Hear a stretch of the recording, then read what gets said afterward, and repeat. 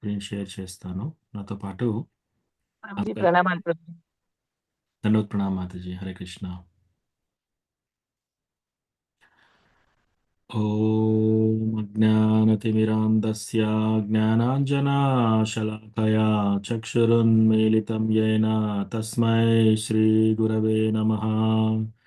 శ్రీచైతన్యమనోభీష్టం స్థాపితం యేన భూతలే స్వయం రూపా కదా మహ్యం దదాతి స్వపదాంతికం.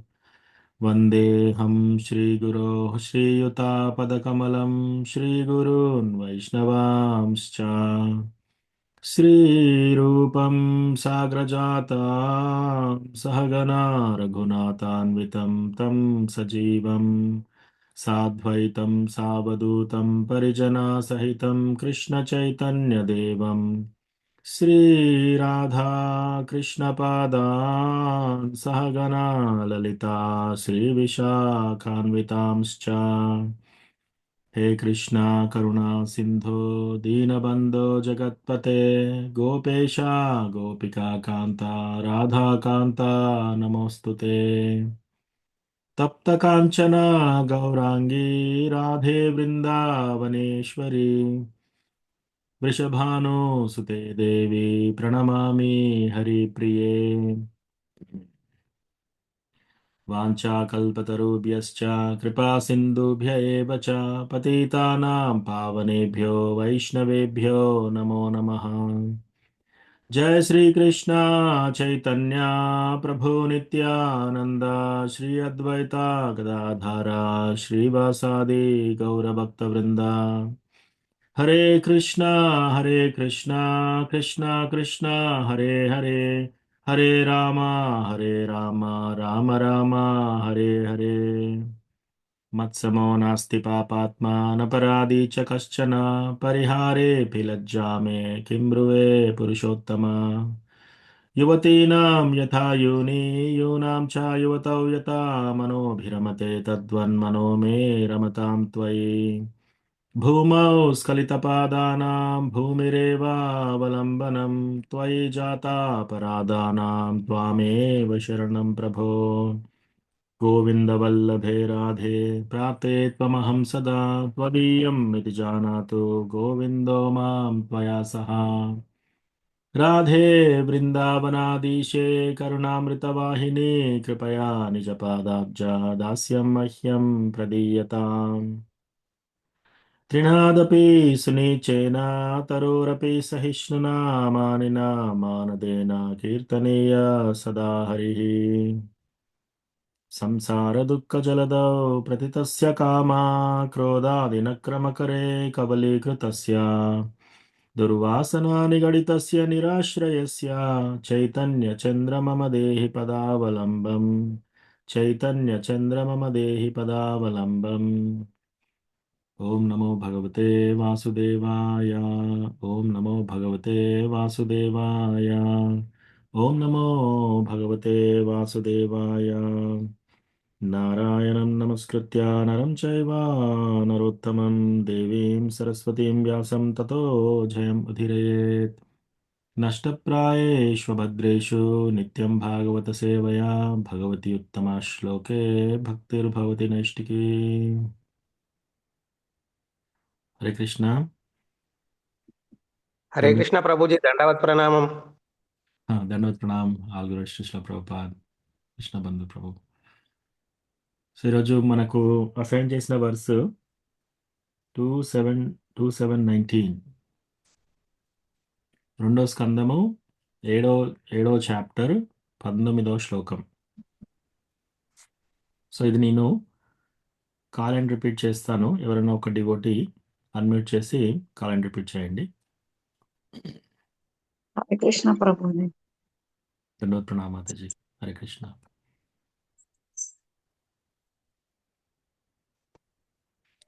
తుభ్యం చ నారద వృషం భగవాన్ వివృద్ధా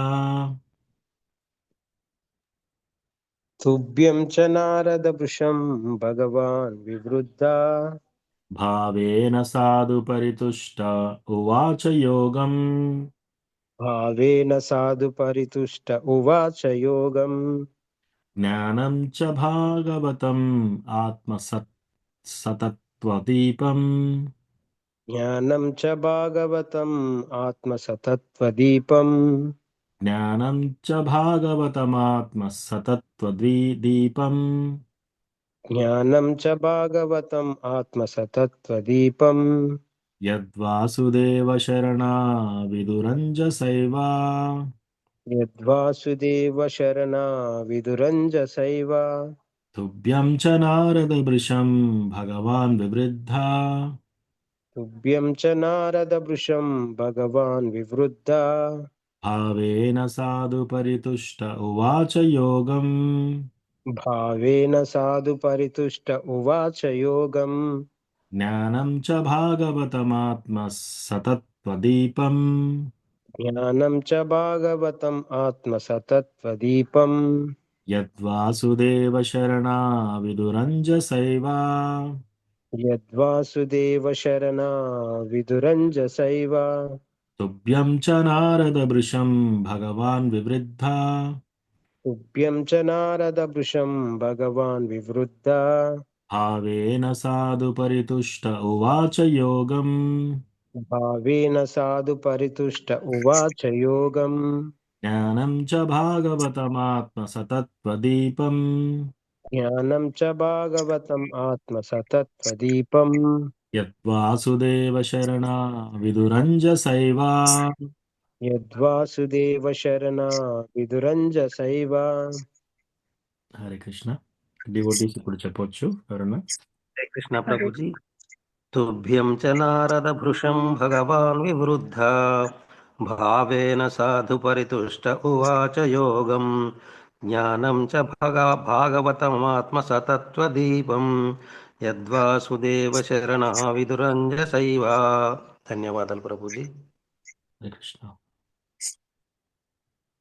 हरे कृष्ण प्रभुजी प्रणाम प्रभुजी तुभ्यं च नारद वृषं भगवान् विवृद्धा भावेन साद परितुष्टो तुष्टयुवाच योगं ज्ञानं च भागवतमात्म सतत्त्वदीपं यद्वासुदेव शरणा विदुरञ्जसैव हरे कृष्ण प्रभु ధన్యవాद ప్రణామ్ हरे कृष्ण प्रभु तुभ्यं च नारदाभृशं भगवान् विवृद्धा भावेन साधु परितुष्ट उवाच योगं ज्ञानं च भागवतमात्मा सतत्त्वदीपं यद्वासुदेव शरणा विदुरञ्जसैव हरे హరే कृष्ण కృష్ణ ప్రభుజీ ప్రణామాలు. తుభ్యం చ నారద భృశం భగవాన్ వివృద్ధ భావేన పరితిష్ట ఉవాచ యోగం జ్ఞానం చ భాగవతమాత్మ సతత్వదీపం సుదేవ శరణా విదురంజసైవ. హరే కృష్ణ. हरे कृष्ण हरे कृष्ण प्रभु जी तुभ्यं च नारदा वृषं भगवान् विवृद्धा भावेन साधु परितुष्ट उवाच योगम् ज्ञानं च भागवतमात्मसतत्त्वदीपं यत्वासुदेव शरणा विदुरञ्जसैव.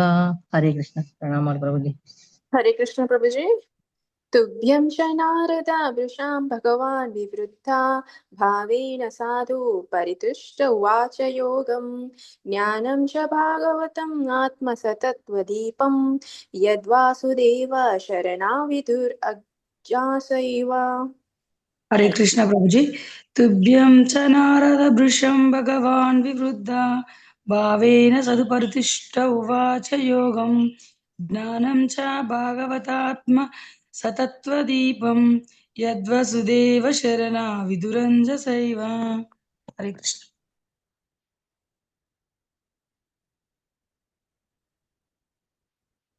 Hare Krishna thank you so much 2719 Srimad Bhagavatam 2:7-19 तुभ्यं च नारदवृषं भगवान् विवृद्धा भावेन साधु परितुष्ट उवाच योगम् ज्ञानं च भागवतमात्मसतत्त्वदीपं यद्वासुदेवशरणा विदुरञ्जसैवा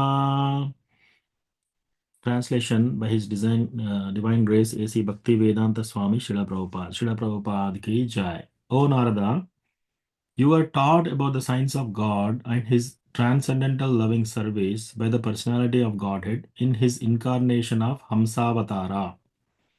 He was very much pleased with you due to your intense proportion of devotional service. He also explained unto you lucidly the full science of devotional service, which is especially understandable by persons who are souls surrendered unto Lord Vasudeva, the personality of Godhead. తాత్పర్యము శిల ప్రభుపాదుల వారిచే. శిల ప్రభుపాదికి Joy.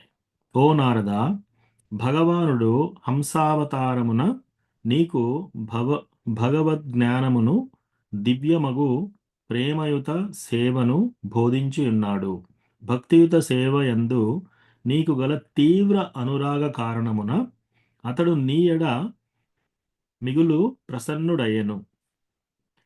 పూర్ణ పురుషోత్తముడగు వాసుదేవుని శరణుజొచ్చినట్టి వారిచే మాత్రమే ప్రత్యేకించి అవగతమయ్యడి భాగవతమును అతడు నీకు స్పష్టముగా వివరించెను. సో ఇక్కడ మనకు సో ఫస్ట్ ఆఫ్ ఆల్ మీరందరూ వైష్ణవులు కృష్ణ కథ వినడానికి వచ్చారు. సో మీ అందరి పాదాలకు నా యొక్క దండవత్ ప్రణామ్. ప్లస్ అలాగే మనకు ఈ అవకాశం ఇచ్చిన టెంపుల్ అథారిటీస్ కూడా మన కృతజ్ఞతలు. ప్రతిరోజు ఇలా భాగవతం చదువుకునే అదృష్టం మనకు కలగజేస్తున్నారు. ప్లస్ ఇట్లా కాల్ ద్వారా సో అందరం ఇంట్లో నుంచి కూడా భాగవత కథ వినే అవకాశం, నిత్యం భాగవత సేవయే. ఇదొక చాలా గొప్ప విషయము. ఎందుకంటే రోజు ఇలాగే అయిపోతుంది మనకి. ఇట్లా ప్రతిరోజు భాగవతం కథ వినడం అనేది పొద్దుగాల చాలా చాలా మంచిది మనకి. మన భాగవత సేవ ప్లస్ మన యొక్క భక్తియుత సేవలో కూడా చాలా ప్రోగ్రెస్ అవుతాం మనం. సో ఇది మనకు చాలా అదృష్టమైన విషయము. Thank you so much. So ఇక్కడ మనం ఈ చాప్టర్లో చూస్తున్నాం కదా, భగవంతుని యొక్క రకరకాల ఇన్కార్నేషన్స్, భగవంతుడు ఎలా ఎన్ని రూపాలుగా వచ్చాడు అనేది మనకి ఇక్కడ తెలియజేస్తున్నారనమాట. సో ఇప్పటివరకు మనం చాలా అవతారాలు చూసాము. ఈరోజు ఈ శ్లోకంలో మనకు హంసావతారం గురించి చెప్తున్నారనమాట. హంసావతారం. సో ఎవరైనా ఒక డివోటీ, ఈ 2 పారాగ్రాఫ్స్ ఉన్నాయి దీంట్లో. ఈ 2 పారాగ్రాఫ్లో ఒక పారాగ్రాఫ్ చదవండి ఎవరన్నా, భాష్యము. ఎవరన్నా అన్మ్యూట్ చేసి మీరు భాగవతం ఉంటే. హరే కృష్ణ ప్రభు. అమ్మా హరే కృష్ణ. చదువుతున్నాను ప్రభు. ఓ నారద, భగవానుడు హంసావతారమున నీకు భగవద్విజ్ఞానమును దివ్యమగు ప్రేమయుత సేవను బోధించి ఉన్నాడు. భక్తియుత సేవ యందు నీకు గల తీవ్ర అనురాగ కారణమున అతడు నీ ఎడ మిగుల ప్రసన్నుడయ్యను. పూర్ణ పురుషోత్తముడగు వాసుదేవుని శరణుజొచ్చినట్టి వారిచే మాత్రమే ప్రత్యేకించి అవగతమయ్యేది భాగవతమును అతడు నీకు స్పష్టముగా వివరించెను. భాష్యం శ్రీల ప్రభుపాదుల వారిచే. శ్రీల ప్రభుపాదుకి జై. భక్తుడు మరియు భక్తియుత సేవ అనునవి పరస్పర సంబంధిత పదములు. భక్తుడు కానిదే ఎవ్వరూను భక్తియుత సేవ యందలి మర్మములను ఎరుగజాలరు. శ్రీకృష్ణ భగవానుడు భగవద్గీతను భక్తి యోగ విజ్ఞాన శాస్త్రము అర్జునునకు వివరింపగోరెను. అర్జునుడు స్నేహితుడే కాక గొప్ప భక్తుడును అగుట అందులకు కారణము. సమస్త విధానమేమనగా జీవులందరూ సహజ స్థితి దృష్ట్యా భగవానుని అంశలు కర్మనొనరించుటలో అతి సూక్ష్మమగు స్వాతంత్ర్యమును కలిగి ఉన్నారు. కనుక భక్తియుత సేవయందు ప్రవేశించుటకు ప్రాథమిక యోగ్యత ఏమనగా మనుజుడు మన పూర్వకమముగా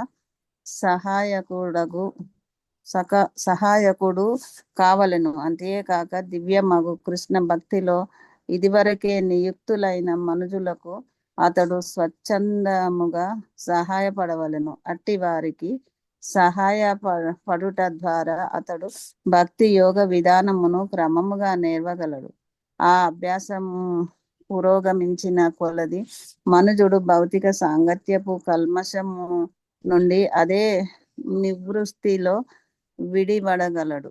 అట్టి పవిత్రీకరణ విధానము సాధనకు దృఢమగు విశ్వాసమునందు నిలిపి భక్తియుత సేవయడ రుచిని పొందేడి దివ్య స్థితికి క్రమముగా ఉద్ధరించును.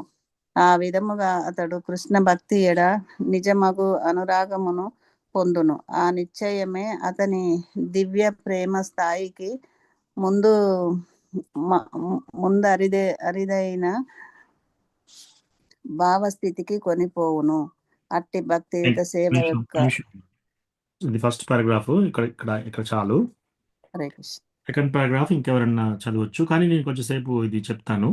సో ఇక్కడ ఏమంటున్నాడు? ఓ నారద, భగవానుడు హంసావతారమును నీకు దివ్య జ్ఞానమును ప్లస్ దివ్యమగు ప్రేమయుత సేవలను బోధించి ఉన్నాడు.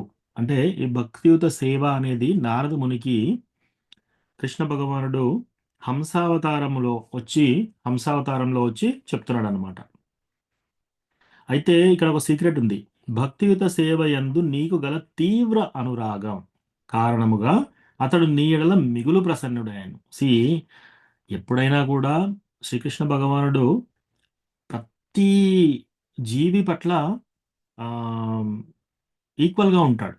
అందరితో, రాక్షసులతో, దేవతలతో, అందరితో ఈక్వలే. కానీ ఎవరైతే భక్తిలో తీవ్రమైన అనురాగం చూపిస్తారో, రైట్, తీవ్రమైన అనురాగం అంటే ఎట్లా?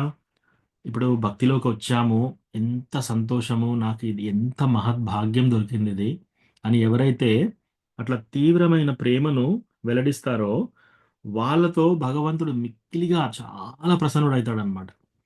సో ఇప్పుడు భగవంతుడు ఎవరి గురించి అయినా ప్రసన్నుడైతే ఇంకా వాళ్ళకి ఇంకేం కావాలి? భగవంతుడు ఏదంటే అది ఇవ్వగలుగుతాడు.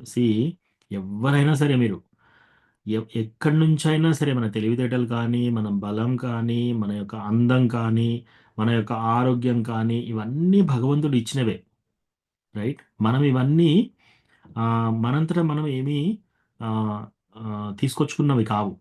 ఇవన్నీ మనకు భగవంతుడు ఇచ్చినవే. కోర్స్ మనకు పూర్వజన్మలో మనం చేసిన పాపకర్మలను బట్టి, పుణ్యకర్మలను బట్టి మనకి ఇవన్నీ వస్తాయి. కానీ భగవత్ అనుగ్రహం చేత, సో భగవంతుని యొక్క అనుగ్రహం వచ్చినప్పుడు ఇంకా మనకేం కావాలి? ధ్రువ మహారాజు 5 సంవత్సరాల పిల్లవాడు. ఆయనే 6 నెలలు తపస్సు చేయగానే భగవంతుడు డైరెక్ట్గా ప్రత్యక్షమవుతాడు ఆయన ముందట. కళ్ళతో డైరెక్ట్గా చూస్తాడు భగవంతుణ్ణి. భగవంతుని చూసినప్పుడు ఆయనకి ఇట్లా ఆయనకు ఏం మాట్లాడాలి, ప్రేయర్ ఎలా చేయాలి, భగవంతుని ఎలా స్తుతించాలి అర్థం కావట్లేదు ఆయనకి. ప్లస్ చిన్నపిల్లవాడు. సో ఇమీడియట్గా కృష్ణ ఏం చేశాడు? ఆ శంకు తీసి ఆయన తలపైన పెడతాడనమాట. అప్పుడు ఇమ్మీడియట్గా ఆయనకు మొత్తం జ్ఞానోదయం అయిపోతుంది.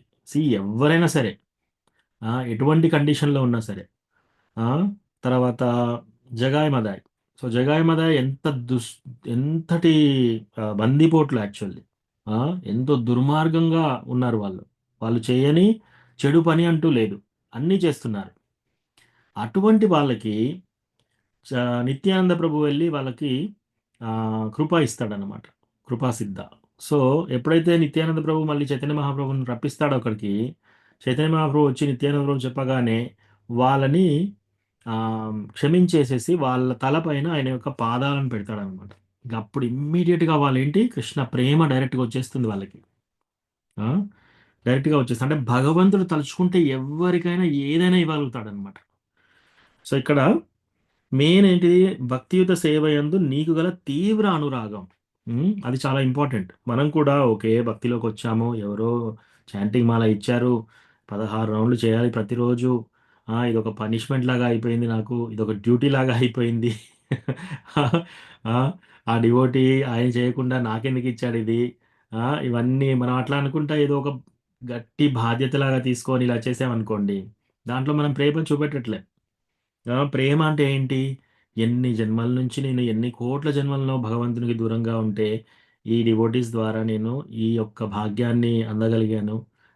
ఈ 2 గంటల పాటు కూర్చొని చంటింగ్ చేసుకోవడం పట్ల నేను భగవంతునితో కనెక్ట్ అవుతున్నాను అని కృతజ్ఞతా భావంతో చేశారనుకోండి, వాళ్ళు చాలా ఫాస్ట్‌గా భగవంతుని ప్రసన్నులను చేయగలుగుతారనమాట.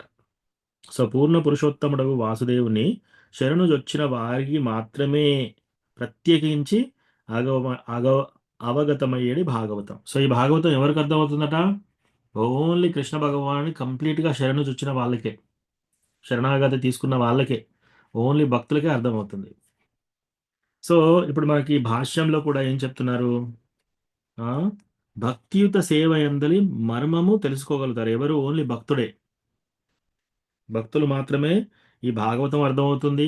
భక్తియుత సేవలో మర్మం కూడా వాళ్ళు తెలుసుకోగలుగుతారు. మీరు బయట ఎవరికైనా వెళ్తే ధ్యానం చేసుకోవచ్చు కదా! కర్మ చేసుకోవచ్చు కదా!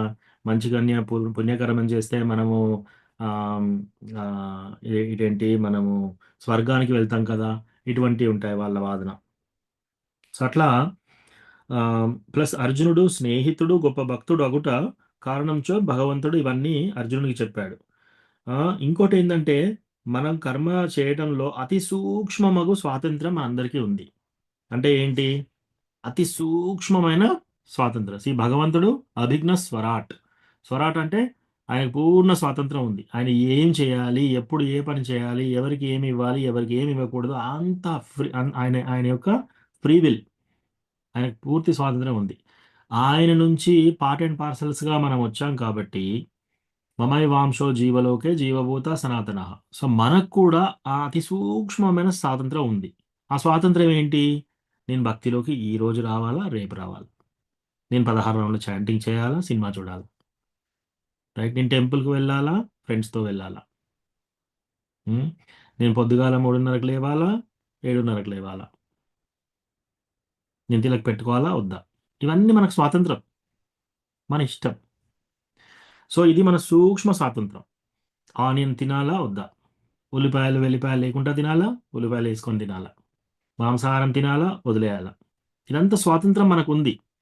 సో, ఈ సూక్ష్మ స్వాతంత్రం దీంతోటే మనం మన ఫ్యూచర్ దారంతా డిసైడ్ అవుతుందనమాట.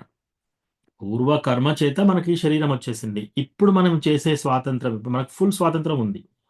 సూక్ష్మ స్వాతంత్రం. దాంట్లో మనం ఏ పనులు చేస్తున్నామో దాన్ని బట్టి మనం ముందు డిసైడ్ అవుతుందనమాట. అది చెప్తున్నారు ఇక్కడ. ప్లస్ ఇక్కడ ఆ అభ్యాసమును పురోగమించిన కొలది మనుషుడు భౌతిక సాంగత్యము కల్మషం నుండి నిష్పత్తి చెందుతాడు. సో, బేసికల్‌గా ఏందంటే ఇవన్నీ ఏం చెప్తున్నారంటే ఆదౌ శ్రద్ధ, తతస్సాధు సంగ, సంగోత, భజన క్రియ అవన్నీ చెప్తున్నారన్నమాట. స్టేజెస్, భక్తియుత సేవలో స్టేజెస్ అన్నమాట. అవన్నీ ఇక్కడ చెప్తున్నారు. ఎప్పుడైతే మనకు ఆదౌ శ్రద్ధ, ముందు కొంచెమైనా శ్రద్ధ ఉండాలి. చాలామందికి చదువుకున్న వాళ్ళందరూ ఏం చేస్తారంటే ఊబర్ డ్రైవర్, కార్‌లో ఊబర్ అనే ఒక యాప్ డౌన్‌లోడ్ చేసుకొని ఊబర్‌లో బుక్ చేసుకుంటారు కారు. ఓకే. ఇక్కడి నుంచి హైదరాబాద్‌కి వెళ్ళాలి. వరంగల్ నుంచి హైదరాబాద్‌కి. వాళ్ళకి పూర్తి విశ్వాసం డ్రైవర్ మీద. మంచిగా పడుకుంటారు ఎనకాల. కారు వెళ్ళేటప్పుడు పడుకుంటారు. అంటే వాళ్ళకేంటి? వాళ్ళ యొక్క లైఫ్‌ని ఆ డ్రైవర్ చేతిలో పెట్టారు ఆల్రెడీ. ఓకే. చదువుకున్న వాళ్ళు, విద్వాంసులు ఫ్లైట్ ఎక్కుతారు. ఫ్లైట్ ఎక్కగానే వాళ్ళ జీవితం అంతా పైలట్ చేతిలో పెట్టారు. ఒక షాప్‌కెళ్తారు. ఆ! ఒక బియ్యం కొనుక్కుంటారు. ఆ బియ్యం ఓకే. అంత సంచి అంతా బానే ఉంది. ఐఎస్ఐ మార్క్ ఉంది. అన్నీ ఉన్నాయి. పర్వాలేదు తీసుకుంటాను. వాళ్ళ చేతిలో పైసలు పెట్టేస్తారు. అది తీసుకుంటారు. ఓకే. ఇదంతా దీంట్లో బియ్యం కరెక్ట్‌గా ఉంటాయని నమ్మకం వాళ్ళకి పూర్తిగా ఉంది. కానీ ఎప్పుడైనా మనము భగవంతుని గురించి లేకపోతే ఆచార్యుల గురించి చెప్పామనుకోండి, ఇది ఎలా నమ్మాలి నేను? ఊబర్ ఎక్కేటప్పుడు మాత్రం ఆటో ఎక్కేటప్పుడు ఆటో అతన్ని అడగలేదు. నువ్వు నిజంగా నన్ను దించుతావా? ఎక్కడైనా యాక్సిడెంట్ చేస్తావా? నేను ఎలా నమ్మాలి అని. ఆ ప్రశ్న వాళ్ళని అడగలేదు. ఆటో అతన్ని అడగట్లేరు. ఊబర్ డ్రైవర్‌ని అడగట్లేరు. పైలట్‌ని అడగట్లేరు. ఆ! కారు కొనేటప్పుడు అమ్మేవాడిని అడగట్లేరు. ఎక్కడా అడగట్లేరు. అంటే అందరి మీద ఫెయిత్ అనేది ఉంచుకోవాలి. నమ్మకం అనేది ఎక్కడో అక్కడ ఉండాలి. అవన్నీ అందరి దగ్గర ఉంచుకుంటున్నారు. కానీ భగవంతుని టాపిక్ తీసే వరకు ఆ యొక్క నమ్మకం అది ఉండదనమాట. నన్ను చూపించండి ఫస్ట్ భగవంతుడిని. ఆ తర్వాత నేను నమ్ముతాను. ఓకే. భగవంతుడు డైరెక్ట్ తీసుకొచ్చి చూపించినా గూడా వాళ్ళు నమ్మరన్నమాట. సో, అట్లా ఇవన్నీ చెప్తున్నారిక్కడ. సో, ఇక్కడ హంసావతారం. మనము హంసావతారం గురించి తెలుసుకుందాం ఇవాళ. సో భగవంతుడు హంసావతారంగా వస్తారు. ఆమ్, ఈ హంసావతారం గురించి ఎక్కువ డీటెయిల్స్ మనకి ఇవ్వలే కానీ భాగవతంలో ఈ శ్లోకం ద్వారా మనకు తెలియజేసిండ్రు. అది నారదముని డిస్కషన్లో. రెండోది 11వ స్కందంలో దాంట్లో కూడా హంస గీత ఉంటుంది. సో అది ఎప్పుడు నలుగురు కుమారులకు కూడా హంస అవతారంగా భగవంతుడు వచ్చేసి వాళ్ళు ఒక ప్రశ్న అడుగుతారనమాట, నువ్వెవరు అని చెప్పేసి భాగవతంలో అడుగుతారనమాట. ప్రశ్న అడిగితే అప్పుడు భగవంతుడు చెప్తున్నాడు అనమాట, మీరు అడిగిన ప్రశ్నే తప్పు, రైట్? సో వీళ్ళందరూ ఎవరు? వీళ్ళు ఇంకా నలుగురు కుమారులు ఇంకా డివోటీస్ కాలేదనమాట. వాళ్ళేంటి, ఇంకా వాళ్ళు నిరాకారవాదులు ప్లస్ మాయావాదులు. అంటే మీ మెడిటేషన్ ద్వారా మనం కూడా భగవంతునిలో ఏకం అవ్వచ్చు ఆ, అనే ధోరణిలో ఉన్నారనమాట. అంతా ఒకటి అనుకుంటారు వాళ్ళు. సో జగన్మిథ్య అవన్నీ ఆ ధోరణిలో ఉంటే భగవంతుడు వాళ్ళకి రెస్పాన్స్ చేస్తున్నాడు అనమాట. మీరు అడిగిన ప్రశ్న ఏంటి, నువ్వెవరు అని అడుగుతున్నారు కదా.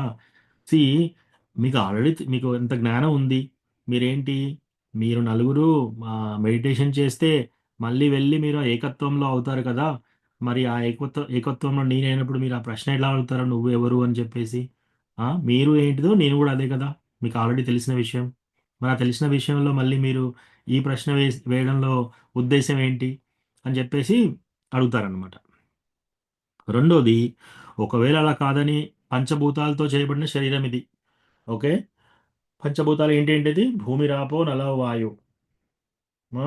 భూమి, నీరు, మంట, అగ్ని, అర్త్, వాటర్, ఫైర్, ఎయిర్, గాలి, తర్వాత స్కై అంటే ఆకాశం. వీటి ద్వారా చేయబడింది అనమాట. ఏది? మన యొక్క బాడీస్, రైట్. ఒకవేళ పంచభూతాలంటే ఈ ఈ 5 ఎలిమెంట్స్తో 5 భూతాలతో ఆ భూతాల్లో ఉన్నావు కదా అని అడగాలి కదా. మరి నువ్వెవరు అని ఎందుకు అడుగుతున్నారు? ఆ ప్రశ్న వేయడంలో అర్థం ఏంటి అంటే భగవంతుడు సపరేట్, మనం సపరేట్. సో అట్లా వాళ్ళకి ఆ జ్ఞానం ఉన్న వాళ్ళకి, ఇంపర్సనలిస్ట్ అంటే నిరాకార వాదంలో ఉన్న వాళ్ళకి భగవంతుడు అప్పుడు జ్ఞానోదయం చేస్తాడనమాట. జ్ఞానోదయం చేసి అక్కడి నుంచి కుమార సాంప్రదాయ వచ్చింది, నింబార్కాచార్య. వాళ్ళని హంస సాంప్రదాయ కూడా అంటారు. ఎందుకంటే హంస అవతారంలో భగవంతుడు వచ్చేసి నలుగురు కుమారులకు జ్ఞానోదయం చేయగా ఆ నాలెడ్జ్ పరంపరగా వస్తూ ఉందన్నమాట. సో మనకేంటి మొత్తం 4 సంప్రదాయాలు. ఒకటి బ్రహ్మ సంప్రదాయ. సో కృష్ణ బ్రహ్మకి చెప్పాడు, ఆ బ్రహ్మ నుంచి అలా వచ్చిన సంప్రదాయ మధ్వాచార్య మెయిన్. అందులో మనమందరం కూడా బ్రహ్మ సంప్రదాయంలో ఉన్నాం. బ్రహ్మ మధ్వ గౌడీయ సంప్రదాయం అన్నది ఇస్కాన్ కూడా. సో బ్రహ్మ నుంచి ఒక సంప్రదాయం, తర్వాత బ్రహ్మ యొక్క కుమారులు 4, వీళ్ళు హంసావతారమైన భగవంతునితో కలిసి వాళ్ళకి నాలెడ్జ్ అంతా నేర్చుకున్నారనమాట. నేర్చుకొని అక్కడ ఒక పరంపర ఫామ్ అయిపోయింది నింబార్కాచార్య ద్వారా. సో అది కుమార సాంప్రదాయం అంటారు. ఇంకోటి భగవంతుడు లక్ష్మీదేవికి బోధిస్తాడు. లక్ష్మీదేవి నుంచి వచ్చిన సంప్రదాయం ఇంకోటి. ఇప్పుడు రామానుజాచార్య, చిన్నజీయర్ స్వామి, వీళ్ళందరూ లక్ష్మీ సాంప్రదాయం. 4వది రుద్ర సంప్రదాయం. రుద్ర సంప్రదాయం అంటే భగవంతుడు శివుడికి, తర్వాత శివుడి నుంచి అలా పరంపరగా వచ్చిన సాంప్రదాయ రుద్ర సంప్రదాయం. ఈ 4 సంప్రదాయాలు కూడా భగవంతుడు దేవాది దేవుడు శ్రీకృష్ణ భగవానుడు అని అందరూ బిలీవ్ చేస్తారు. సో అది మనకు ఈ హంసావతారం ద్వారా భగవంతుడు మనకు నేర్పుతున్నాడు అనమాట. సో భగవంతుడు హంసావతారంలో వచ్చినప్పుడు హంస యొక్క విశిష్టత ఏంటంటే, హంస ఏం చేస్తుందంటే, మీరు పాలల్లో నీళ్లు బాగా కలిపి ఇచ్చారనుకోండి, మనం ఫస్ట్ ఆఫ్ ఆల్ తేడా చెప్పలేం. కొన్ని పాలు కొన్ని నీళ్లు కలిపారనుకోండి, ఎన్ని నీళ్లు కలిపారు మనం తేడా చెప్పలేము. తెల్లగానే మళ్ళా తెల్లగానే ఉంటాయి అవి. ఈ హంస ఏం చేస్తుంది తెలుసా? ఆ పాలు నీళ్లు కలిసిన దాంట్లో ఓన్లీ పాలు తాగుతుంది, నీళ్ళను వదిలేస్తుంది. సో సైంటిస్ట్ కూడా ఒక ఎక్స్పెరిమెంట్ చేశారు దీని గురించి. చేస్తే తర్వాత వాళ్ళు డిక్లేర్ చేసింది ఏంటంటే, ఈ హంసకి కొన్ని గ్లాండ్స్ ఉంటాయండి ఇక్కడ తాగేకాడ, కొన్ని హార్మోన్స్ ఉంటాయి. సో హార్మోన్స్ దాని ద్వారా అది ఓన్లీ పాలను మాత్రం తీసుకునే శక్తి దానికి ఉంటుంది అని నిర్ధారణ చేశారు. కానీ బేసికల్గా ఏంటంటే హంస పాలను నీళ్ళను కలిపి ఇచ్చినా కూడా ఓన్లీ పాలు తాగేస్తుంది, నీళ్ళను వదిలేస్తుంది. అయితే పరమహంస డివోటీస్ అంటారు. పరమహంస డివోటీస్ అంటే వాళ్ళు కూడా ఏంటి, ఎక్కడైనా సరే ప్రపంచంలో ఎటు చూసినా వాళ్ళు ఓన్లీ భగవత్ తత్వం చూస్తారు, శ్రీమద్ భాగవతం చూస్తారు, భగవంతున్నే చూస్తారు. అందరిలో భగవంతుని యొక్క స్వరూపాన్ని చూసుకొని అందరి హృదయాల్లో భగవంతుడు పరమాత్మగా ఉన్నాడు అనేది తెలుసుకొని అలా జీవిస్తున్నారు కాబట్టి వాళ్ళు పరమహంసాస్. ఓన్లీ భగవత్ తత్వ జ్ఞానాన్నే చూస్తున్నారు వాళ్ళు పరమహంస డివోటీస్. అట్లాగే ఈ హంసావతారంలో వచ్చిన ఈ భగవంతుడు కూడా ఈ నలుగురు కుమారులకి వాళ్ళకు నిరాకారవాదం ఉన్నప్పుడు అది తీసుకొని దాంట్లో యాక్చువల్ తత్వాన్ని బోధించారనమాట. పాల నుంచి నీళ్ళు ఎలా వేరు చేశాడో అలా వీళ్ళకు బోధన చేసి ఈ యొక్క లీల అన్నమాట. సో ఇది హంసావతారం యొక్క లీల. ఇంకా సెకండ్ పారాగ్రాఫ్ ఇది చదువుదాము. ఎవరన్నా ఇంకొక డివోటీ ఈ రెండో పారాగ్రాఫ్ చదవండి, భాష్యం. హరే కృష్ణ ప్రభుజీ, నేను చదువుతాను ప్రభుజీ. ఎస్ మాతాజీ. అట్టి భక్తియుత సేవ యొక్క జ్ఞానమును 2 భాగాలుగా విభజింపవచ్చును. భక్తియుత సేవ భావపు ప్రాథమిక జ్ఞానము, దాని నిర్వహణకు సంబంధించిన తదుపరి జ్ఞానము అనునయే ఈ 2 భాగాలు. పూర్ణ పురుషోత్తముడగు శ్రీకృష్ణ భగవాని సంబంధములో నున్నదే భాగవతము. ఆ దేవదేవుని సౌందర్యము, యశస్సు, ఐశ్వర్యము, ప్రతిష్ట, ఆకర్షణ, దివ్య గుణములు అనునవి ప్రేమానురాగముల వినిమయమునకై అతని ఏడ మనుజుని ఆకర్షితుని చేయును. భగవత్ సేవ ఏడ జీవునకు సహజమగు సంబంధము కలదు. భౌతిక సాంగత్యము ప్రభావముచే అట్టి సంబంధము కృత్రిమముగా అవతరింపబడును. అట్టి కృత్రిమ అవతరణను తొలగించుకున్నటలో మనుజునకు శ్రీమద్ భాగవతము తోడ్పడకలదు. కనుకనే శ్రీమద్ భాగవతము దివ్య జ్ఞాన జ్యోతి వలె పనిచేయునని ఇచ్చట ప్రత్యేకించి పేర్కొనబడినది. వాసుదేవ శరణాగతుడు మనుజునకు భక్తి యోగమందలి దివ్య జ్ఞానపు ఈ 2 విభాగములు వెల్లడి కాగలవు. భగవద్గీత 7వ స్కందము 19వ శ్లోకం యందు తెలుపబడినది. అట్టి మహాత్ముడు వాసుదేవుని చరణ కమలములకు పూర్ణంగా శరణు చొచ్చిన వాడు సుదుర్లభుడై ఉన్నాడు. హరే కృష్ణ ప్రభు, ధన్యవాదాలు. Thank you Mataji. సో ఇక్కడ మనకు తెలిసింది ఏంటంటే 2 అన్నమాట. ఈ భక్తియుత సేవ యొక్క జ్ఞానము 2 భాగాలుగా విభజింపబడినది. భక్తియుత సేవా భావపు ప్రాథమిక జ్ఞానము, దాని నిర్వహణకు సంబంధించి తదుపరి జ్ఞానం. సో ఫస్ట్ ఈ భక్తియుత సేవ అంటే ఏంటిది అని తెలుసుకోవడము, తర్వాత దాన్ని ఎలా నిర్వహించాలి, దాన్ని ఎలా చేయాలనేది. సో మనకు ఆచార్య శ్రీల ప్రభుపాద మనకి ఇచ్చారు కదా ఆల్రెడీ. మనకు ఒక సైడ్ మనకు ఈ భగవంతుడు ఎవరు, భగవంతుడితో మనకున్న సంబంధం ఏంటి, మనం ఎక్కడి నుంచి వచ్చాము, మనకు భగవంతుని సంబంధం ఏంటి, మనం ఎలా వెళ్ళాలి భగవంతుని దగ్గరికి, అదంతా ఒకటి నేర్చుకోవడం. తర్వాత ఎలా మనం ఈ భాగవతం అర్థం చేసుకున్న తర్వాత మళ్ళీ మనం చాంటింగ్ చేసి 4 రెగ్యులేటివ్ ప్రిన్సిపల్స్ ఫాలో అయ్యి. సో చాంటింగ్ చేయడం అంటే ఏంటి, మనము హరే కృష్ణ మహామంత్రం తులసి మాల తీసుకొని ప్రతిరోజు హరే కృష్ణ కృష్ణ కృష్ణ హరే హరే, హరే రామ రామ రామ హరే హరే, అదొక మంత్ర. ఒక్కొక్క తులసి బీడ్ మీద ఆ మంత్రం చెప్పి నెక్స్ట్ బీడ్కి వెళ్ళాలి. అట్లా 108 బీడ్స్ ఉంటాయి. అలా చేస్తే ఒక్క మాల, అట్లా 16 మాలలు చేయాలి. సో యూజువల్గా మనకు 1.5 నుంచి 2 గంటలు పడుతుంది. సో అట్లా హరే కృష్ణ మహామంత్రం జపం చేసి 4 రెగ్యులేటివ్ ప్రిన్సిపల్స్ ఫాలో కావాలి. ఏంటది, మాంసాహారం తినకూడదు, మత్తు పదార్థాలు సేవించకూడదు, ఇంక్లూడింగ్ టీ అండ్ కాఫీ. తర్వాత పరస్త్రీ పరపురుషులతో అక్రమ సంబంధాలు పెట్టుకోకూడదు.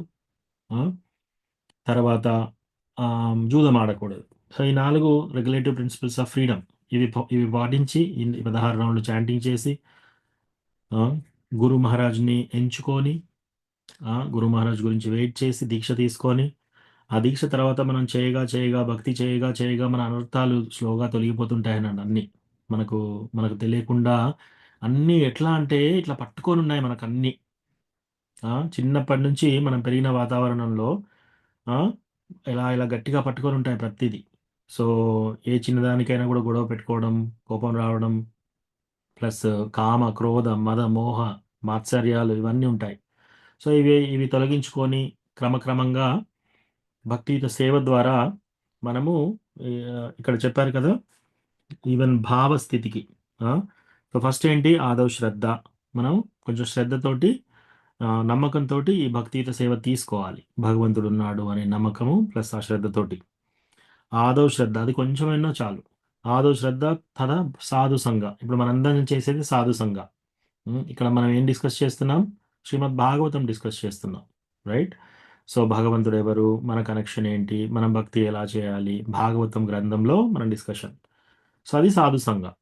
తర్వాత మూడోది భజన క్రియ, అంటే ఇనిషియేషన్, గురువు దగ్గర దీక్ష తీసుకోవడం. తర్వాత అనర్థ నివృత్తి.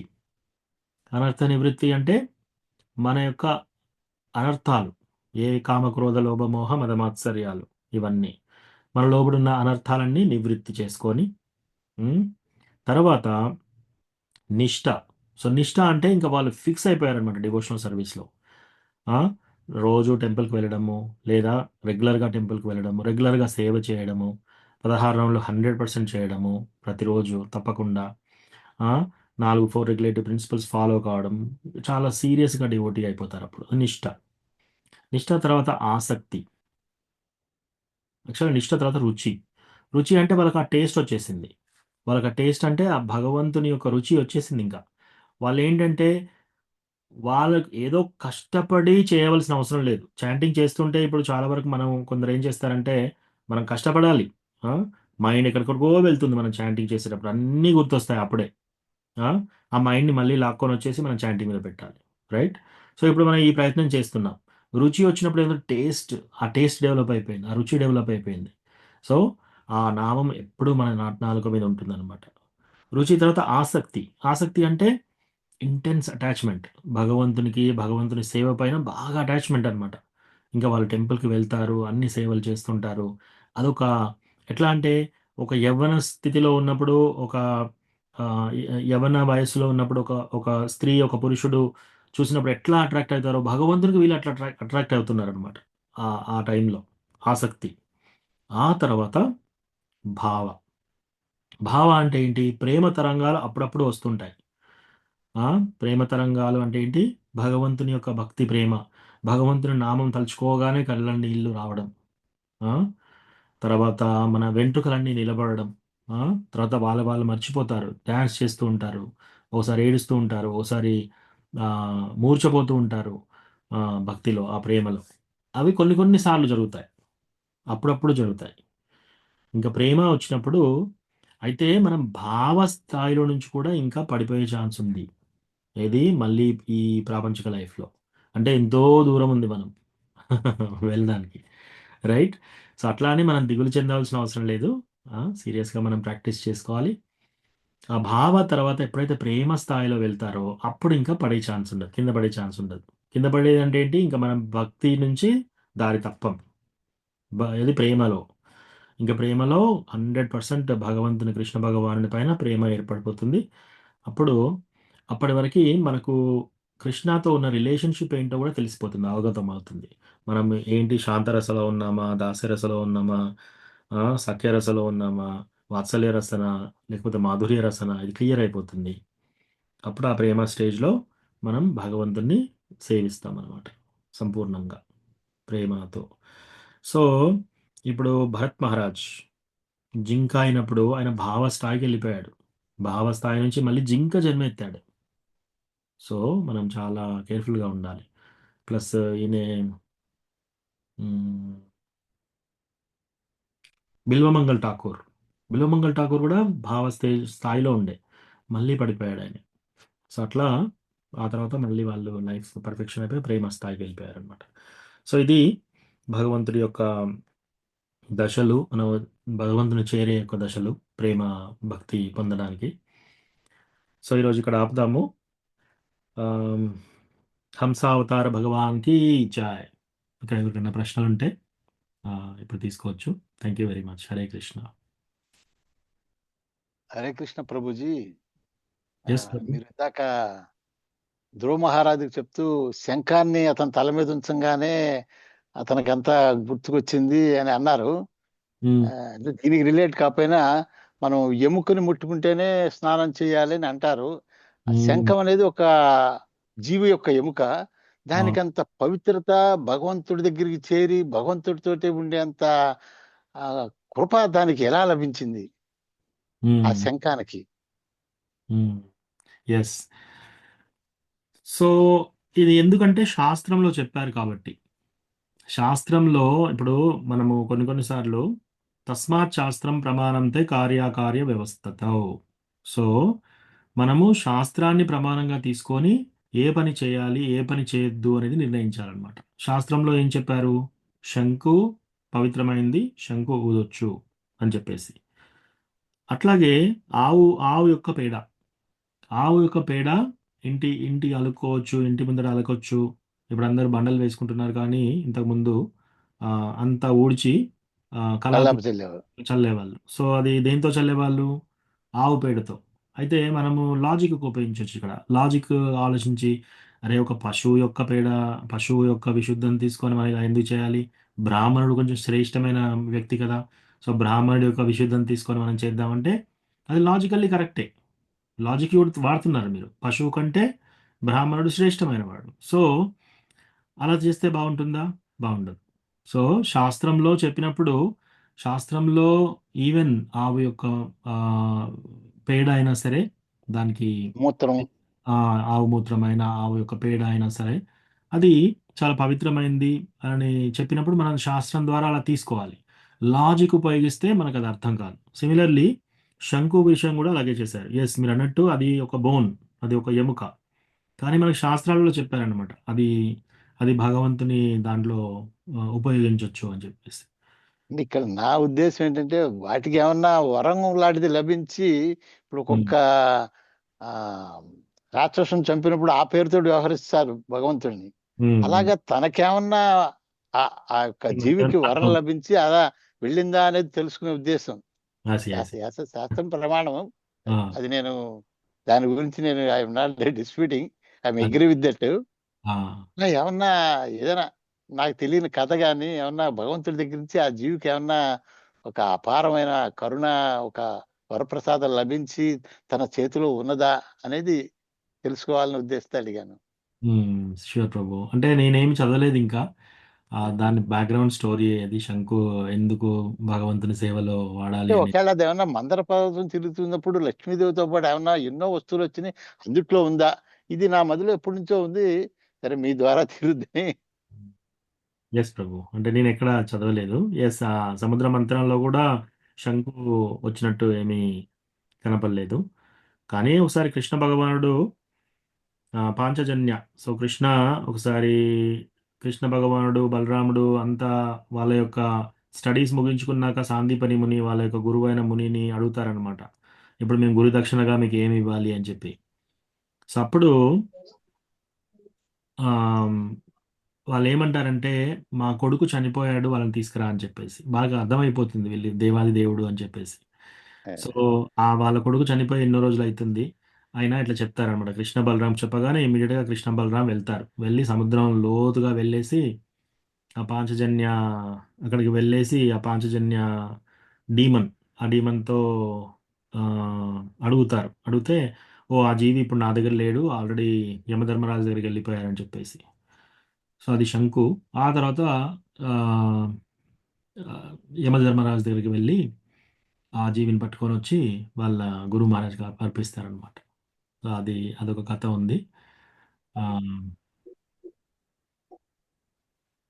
ఓకేనా ప్రభు? ఓకే, ఇంకా సమ్ డౌట్ ఈస్ దేర్. అంటే అప్పుడు శంకుకి పాంచజన్యానికి లభించింది కాబట్టి అటువంటి ఎముకున్న జీవులన్నిటికి కూడా లభించాయేమో అని చెప్పి ఇప్పుడు నాకు నేను సమాధాన పడుతున్నాను టు సమ్ ఎక్స్టెంట్. అట్లా తీసుకోవద్దు మనము. యూజువల్ గా మనకు కరెక్ట్ గా శాస్త్రంలో ఆ కథ మొత్తం తెలిసేంత వరకు మనము అట్లా చేస్తాం. ఓకే, దర్శనిస్తున్నారు మనకి. శిల ప్రభుపాదికి జై. జై. థ్యాంక్ యూ ప్రభు. ధన్యవాదాలు. ధన్యవాదాలు ప్రభు. ధన్యవాదాలు. హరే కృష్ణ.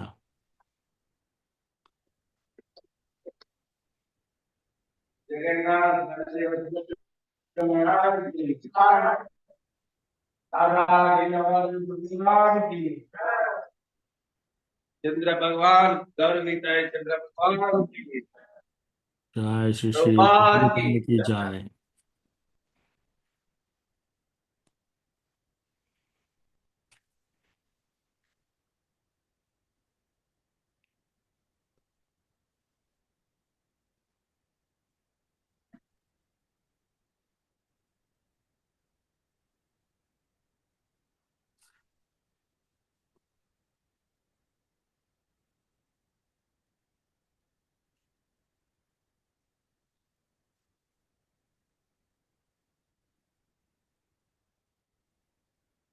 जय श्री श्री जगन्नाथ बलदेव सुभद्रा माई की जय।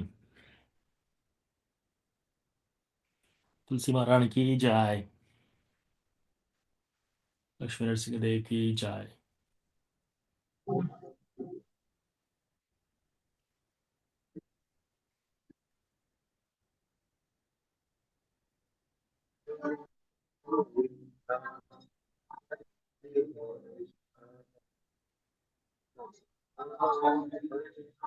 श्री श्री राधा लीला माधव की जय। सतगुरु स्वामी की जय। गुरु परंपरा की जय।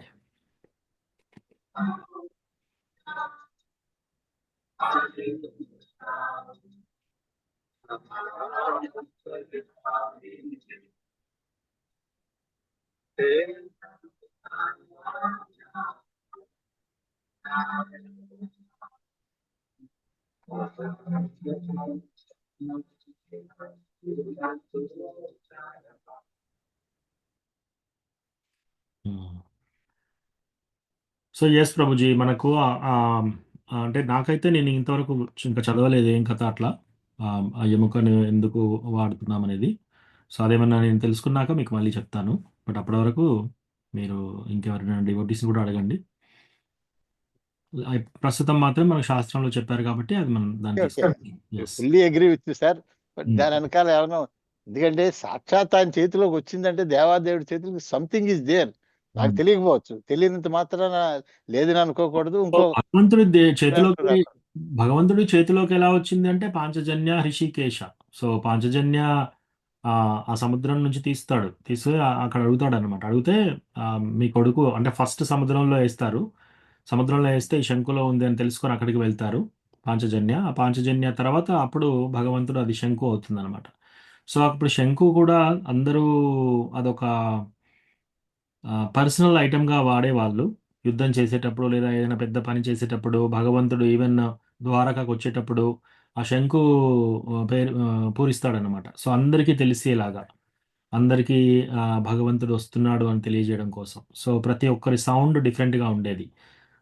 అట్లా దేవదత్త అనేది అర్జునుడికి, అట్లా మణిపుష్పక ఇట్లా పేర్లు ఉండేది. విజయం ఎస్ అట్లా అవి ఆ రోజుల్లో శంకు ప్రతి ఒక్కరి దగ్గరికి ఉండేది అనమాట. అట్లా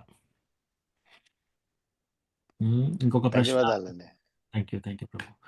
ఇంకొక ప్రశ్న చాట్లో అడిగారు సుస్మిత మాతాజీ.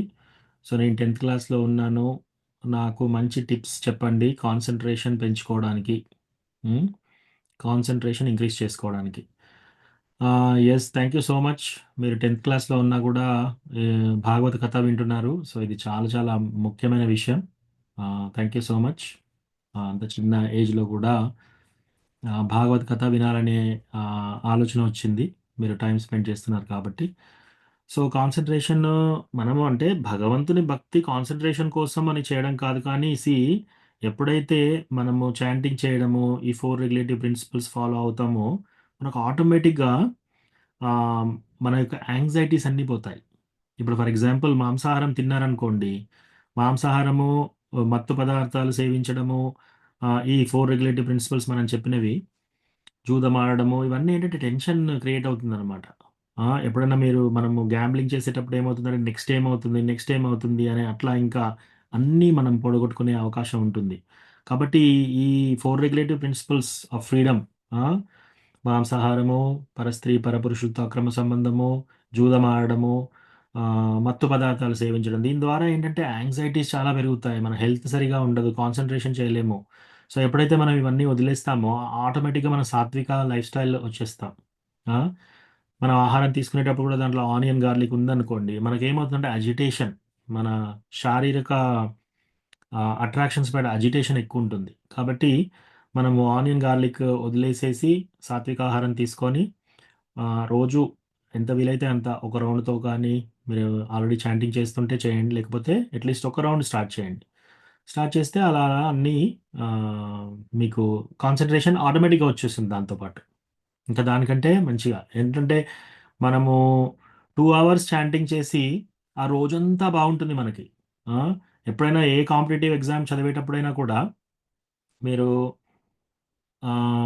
చాలా వరకు మనకు ఆ కాన్సంట్రేషన్ ఉండదు. కానీ మీరు ఎప్పుడైతే చాంటింగ్ చేసి 100% 2 అవర్స్ తీసుకొని చాంటింగ్ చేస్తే మిగతా 22 అవర్స్ చాలా చాలా ఫోకస్డ్‌గా చేస్తారు ఏ పని చేసినా గూడా. సో, అట్లా మనకెప్పుడు గూడా టైం అనేది లూజ్ అవ్వదు. టైం అనేది మనం ఎప్పుడు లూజ్ కామనమాట. సో, అట్లా ఉంటది. ఓకే. ఇంకెవరికన్నా ఏమైనా ప్రశ్నలున్నాయా? హరే కృష్ణ ప్రభుజీ, రమణ ప్రభుజీ. యెస్ సరిత మాతాజీ. ప్రభుజీ, మన ఆచార్యులు వాళ్ళ మనసులో డీటీస్ ని 3000, భక్తులకు 2000 అట్లా నమస్కారాలు చేసేదంటారు కదా ప్రభుజీ. మనం ఏ విధంగా అట్లా స్మరణ చేసుకోవాలి? పాద పద్మాలు పట్టుకోవాలా, లేకపోతే నమస్కారం చేయాలా, ప్రణామాలు చెప్పాలా? ఇది ఒకసారి చెప్పండి ప్రభుజీ. ఓకే. అంటే మన యొక్క ఆచార్యులు స్మరణలో ఏం చేశారు మాతాజీ? అంటే ప్రణామాలు చేసేది, నమస్కారం చేసేదంటారు ప్రభుజీ. జగన్నాథ్ బాబాజీ విన్నాను. యెస్. యెస్. సో, మనసులోనే చేసేదంట. యూజువల్‌గా స్మరణ గురించి చెప్తాను. సో, స్మరణ అంటే బేసికల్‌గా యెస్. మనకేంటి శ్రవణము, కీర్తనము, విష్ణు స్మరణం. తర్వాత అట్లా పాదసేవనము, ఆత్మ నివేదనము ఇవన్నీ మనకు 9 రకాలుగా ఉన్న భగవంతుడిని భక్తి చేసేది నవవిధ భక్తి. దాంట్లో అన్నిటికంటే ముఖ్యమైనది ఫస్ట్ స్టెప్ ఏంటంటే శ్రవణం. శ్రవణం అంటే వినడం. సో, ఎప్పుడైనా మీరు భాగవతం క్లాస్‌కొచ్చినప్పుడు మీరు వింటారు కదా! సో, అది శ్రవణం. తర్వాత రెండోది కీర్తనం. కీర్తనం అంటే రకరకాలుగా ఉంటుంది. కీర్తన అంటే ఒకటి మీరు కీర్తనలో చేయడం, హరే కృష్ణ మహామంత్రం కాల్ అండ్ రిపీట్ నడుస్తుంది గదా! మృదంగ, కర్తాల్స్‌తో టెంపుల్‌లో అందరూ సామూహికంగా చేసేది కీర్తన. అది గూడా కీర్తనే. అలా కాకుండా ఎవరన్నా క్లాస్ చెప్తున్నారనుకోండి. ఇప్పుడు నేను ఇవాళ క్లాస్ చెప్తున్నాను భాగవతం క్లాస్. నేను కీర్తన చేస్తున్నాను. మీరందరూ స్మరణ చేస్తున్నారు. మీరందరూ శ్రవణం చేస్తున్నారు. సో, ఈ 2 అయిపోయాయి. తర్వాత ఎవరైనా బుక్ డిస్ట్రిబ్యూషన్ చేస్తున్నారనుకోండి, పుస్తక వితరణ. వాళ్ళు కూడా కీర్తన చేసినట్టే. వాళ్ళు కీర్తన చేసినట్టే. భగవంతుని గురించి ఎవరు ఆ గ్లోరీస్ చెప్తున్నారనుకోండి, అది కీర్తన చేసినట్టే. సో, ఇవన్నీ కీర్తన. తర్వాత స్మరణ అంటే ఏంటి? మనకెప్పుడైనా టైం ఉన్నప్పుడు కూర్చొని భగవంతుని గురించి ఆలోచించటం. భగవంతుని లీల గురించి స్మరణ చేసుకోవడం. ఎప్పుడన్నా మీరు ఎవరైనా చెప్పిన భాగవతం క్లాస్ విన్నారనుకోండి, మళ్ళీ తర్వాత దాన్ని నెమరు వేసుకోండి. దాంట్లో భగవంతుడి లీల ఎలా చెప్పాడు, ఆ ప్రభుజీ ఎలా వర్ణించారు భగవంతుని గురించి, ఆ లీల ఎలా జరిగింది, ఆ లీలలో కృష్ణుడు ఏం చేశాడు, అది స్మరణ. సో, అట్లా మీరు రోజు స్మరణ చేస్తూ పోతే తర్వాత మనకు ఆ స్మరణ ద్వారా మనం చాంటింగ్ చేయడం ద్వారా మనకు మన నిజ స్వరూపం కూడా భగవంతుని ధామంలో మన యొక్క నిజమైన స్వరూపం ఏంటి, భగవంతునితో ఉన్న రిలేషన్‌షిప్ ఏంటి అనేది తెలుస్తుంది మనకి. సో, మీరు స్మరణ అంటే స్పెసిఫిక్‌గా ఆహ్, ఆహ్, మన్మనాభవ మద్భక్తో మద్యాజీ మాం నమస్కురు. మీరు ఎట్లాగో భగవంతుడు ఎల్లప్పుడూ నన్నే తలుచుకోండి అని చెప్పాడు కదా! సో, ఎలా తలుచుకుంటారు? మీరు టెంపుల్‌లో మీరు డీటీస్‌ని ఆ రోజు దర్శనం చేసుకున్నారనుకోండి. మళ్ళీ తలుచుకోండి భగవంతుడిని. భగవంతుడి యొక్క డ్రెస్ ఏంటి ఇవాళ? భగవంతుడి చెవు పోగులు ఎలా పెట్టారు? ఆయన యొక్క హారాలు ఏమేశారు? ఆయన ఏ కలర్ డ్రెస్ ఏశారు? ఆయనకు పూలదండ ఎలా ఉంది? రాధారాణి డ్రెస్ ఎలా ఉంది?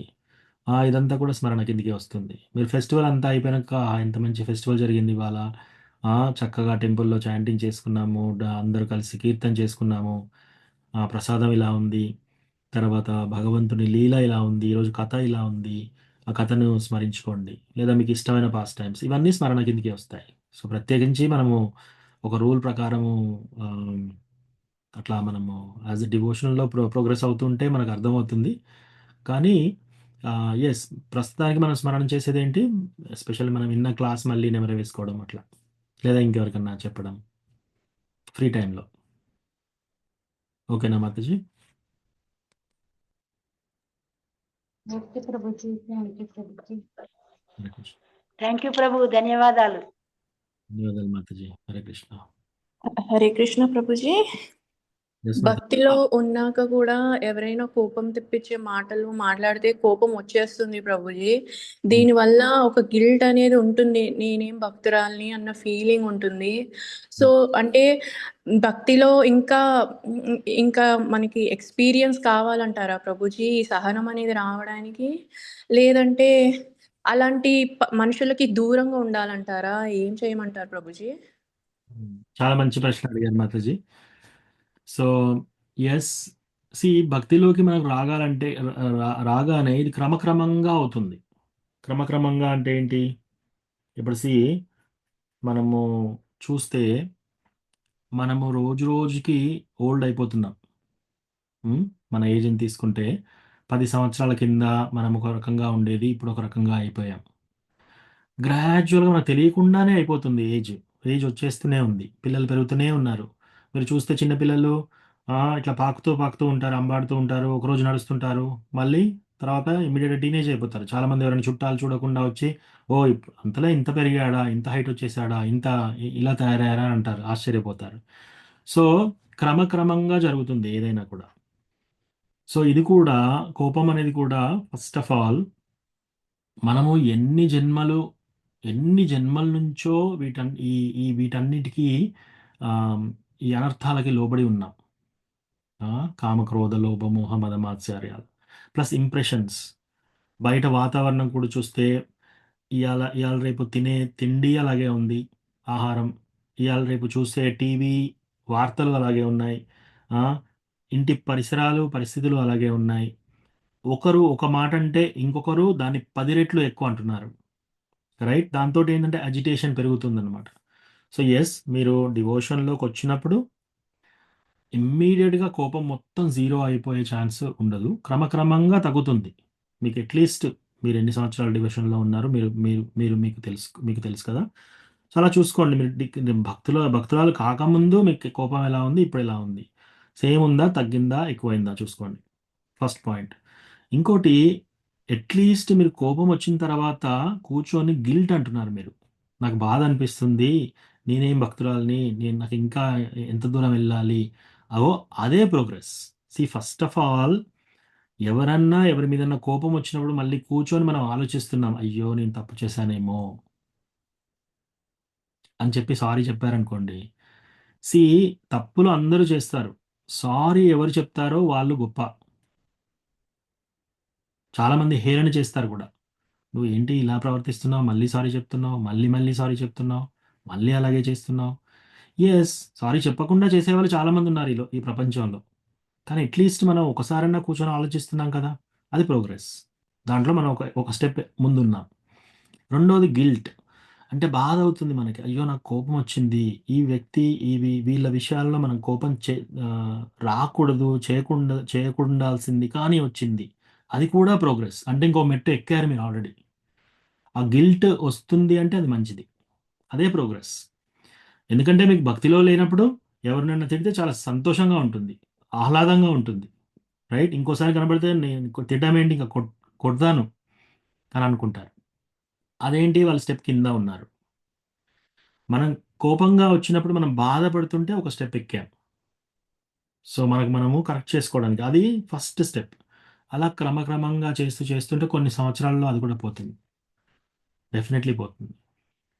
అయితే మీరు కొన్ని విషయాలు చేయొచ్చు.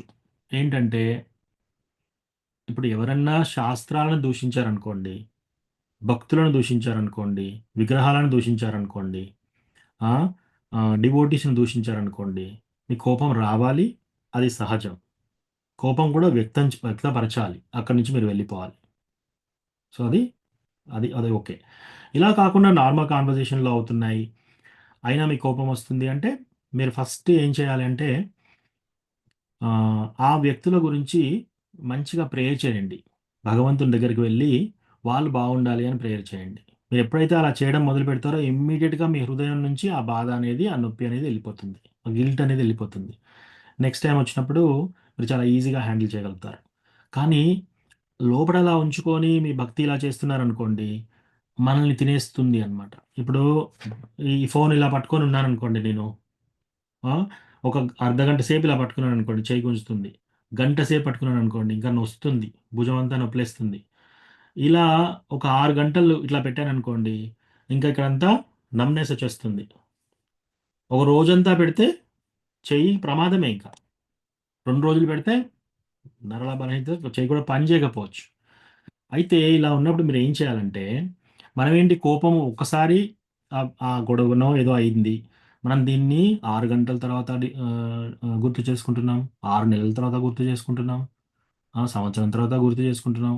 అంటే ఎన్ని రోజులు దాన్ని పట్టుకొని ఉంటున్నాం మనం? అంటే మన మనస్సు ఎంత బాధపడిపోతుంది. అప్పుడేం చేయాలంటే మనము ఇంకో డివోటీతో షేర్ చేసుకోవాలి. ఆ డివోటీ ఏం చేస్తాడు, ఇలా చేయి పెడతాడు.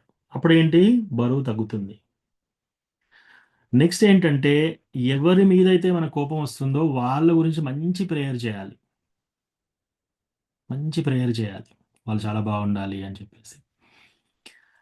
అది అట్లా చేస్తే మన హృదయం నుంచి వాళ్ళు విముక్తి అయిపోతారు. అంటే బేసికల్లీ మనం పీస్‌ఫుల్‌గా ఉంటాం. ఎవరి మీదనైనా మనం కోపం పెట్టుకుంటే నష్టపోయేది మనమే, వాళ్ళకేమీ కాదు. సో, అది. అయితే ఈ క్రమంలో కొందరు ఆ స్థాయిలో రాకపోవచ్చు. నేనెట్లా ప్రేయర్ చేస్తాను, వాళ్ళు ఇంత బాధ పెట్టారు నన్ను, నేను ప్రేయర్ చేసే స్థితిలో లేను అట్లా అనుకుంటే మీరు కొన్ని రోజులు డిస్టెన్స్ మెయింటైన్ చేయొచ్చు. అది తప్పేమి లేదు. కానీ ఎప్పుడు కూడా ఎదుటి వాళ్ళ గురించి చెడు ఒపీనియన్‌తో వాళ్ళు చెడిపోవాలి అని చెప్పేసి ఆ భావనతో మనం ఎప్పుడూ ఉండకూడదు.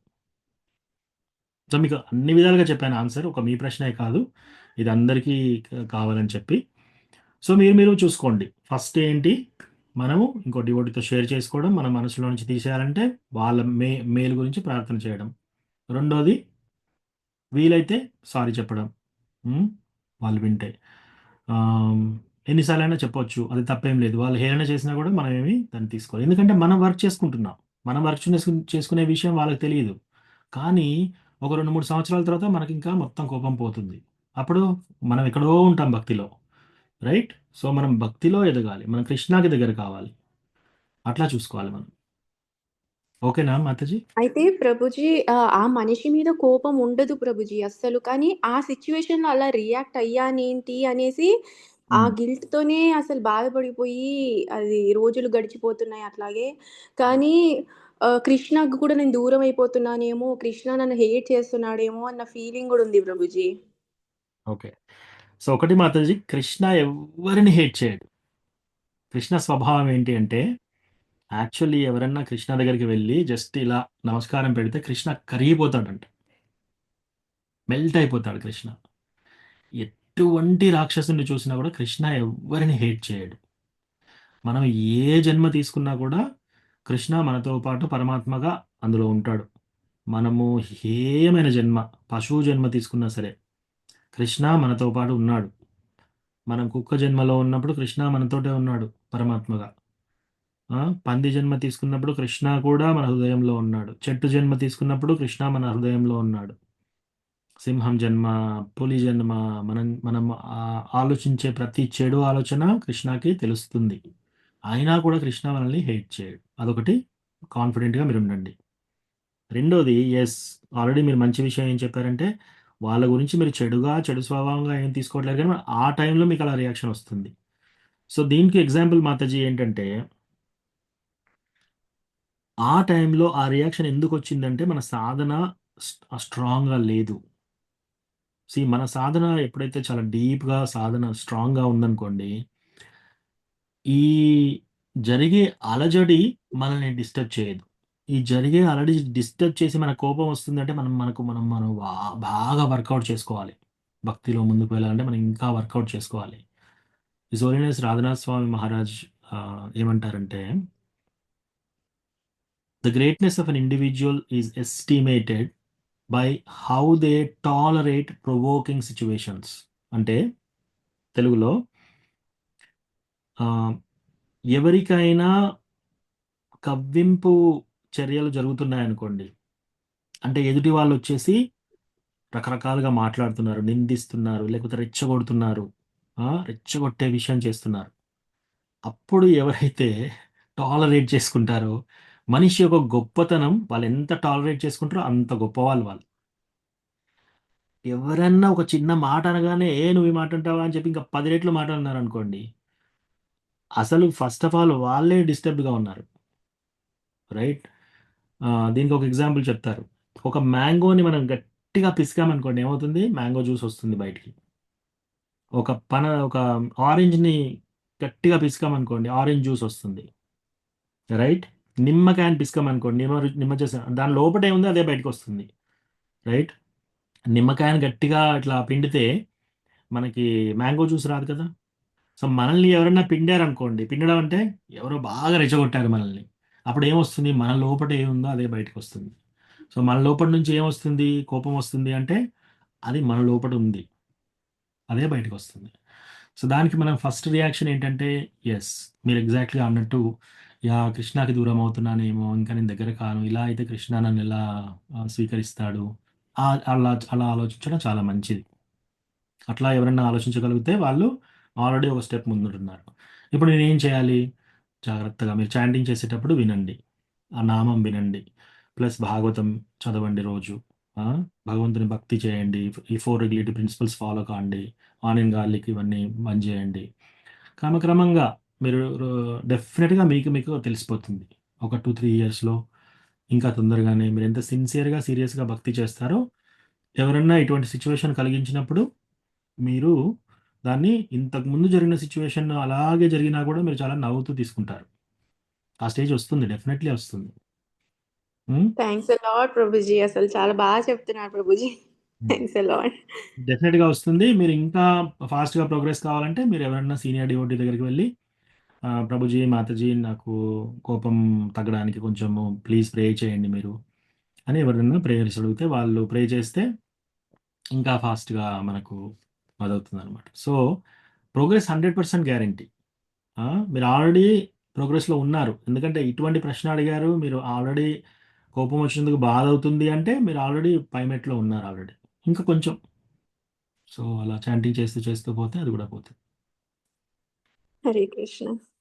హరే కృష్ణ. ఓకే. ఇంకెవరికన్నా ప్రశ్నలున్నాయా?